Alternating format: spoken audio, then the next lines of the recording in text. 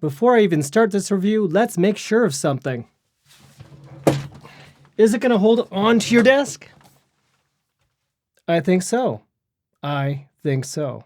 Now let's get started. Sparky Tech and Review. Yeah. Hello, this is Eric of Sparky Tech, and welcome to my build of the Bontek monitor stand. This is model MDM001A. And this stand, of course, like anything else that ships, comes in pieces.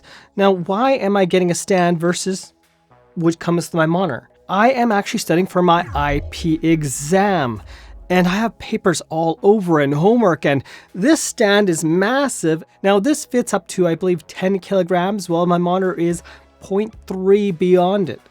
There are two methods to mount the monitor to the desk.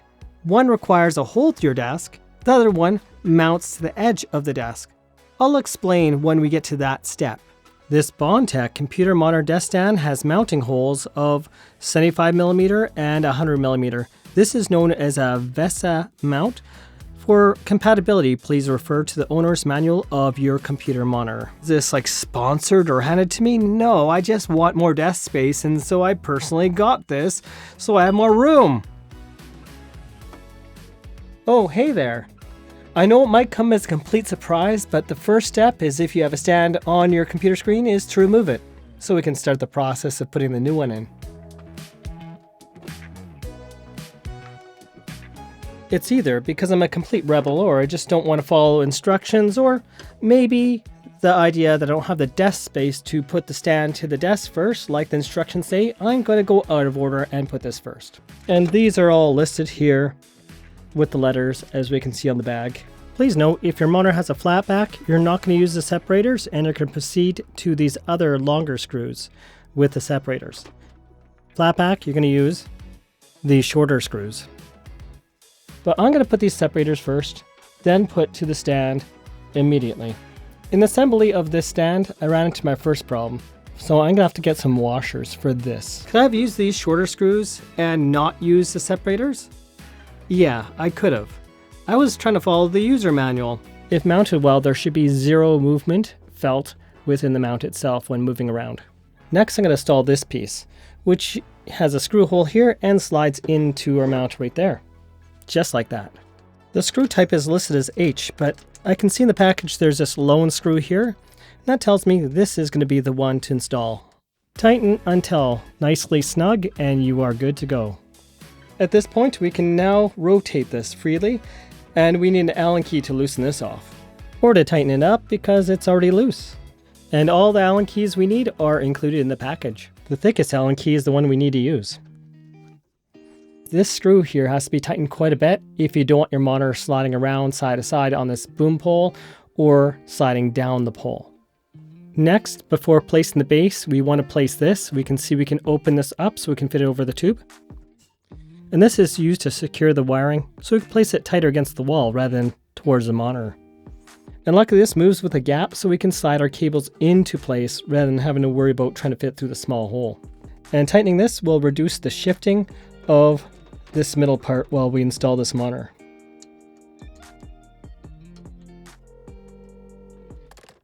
Nice and tight. At this point in time, we choose the mounting method for our stand. With this mount, we'd be drilling a hole through our desk at least the size of a hole this big as this one here. These three screws will be mounting to the body of the stand underneath. It's going to be mounted in through the desk.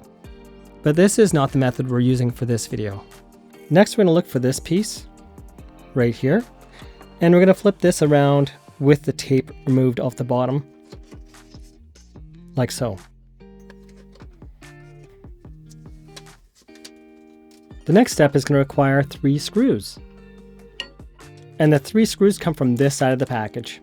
Using the small Allen key, we tighten these 3 screws into place. Normally you might want to place this after placing the screws. I did otherwise, but it still works. And if we want to cover up these screws, we can now place that last piece that we took off earlier. This side has the threads, and therefore we're going to have to stick the screws through here and then tighten it up. For tightening the screws into place, we're going to use the medium size Allen key. If we were to have a very thick wooden desk, we could always adjust here and pull this out further and use a screw hole here and down here, for instance. Now let's see how this fits on my desk. And now to tighten the holder. Nice and secure. Now I'm going to put the cables into this so we have this all set up. I now have more desk space than previously. Bonus. That is what it's looking for. Let's check out adjustability.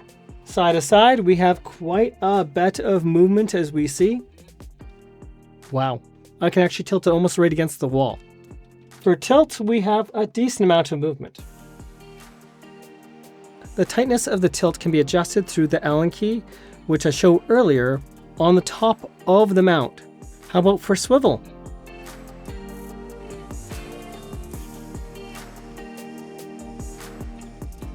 I would suggest having a smaller monitor than 32 inches because this is a 32 inch and I have it right mounted to the top, flush, and I can't swivel the whole thing to portrait and landscape back and forth.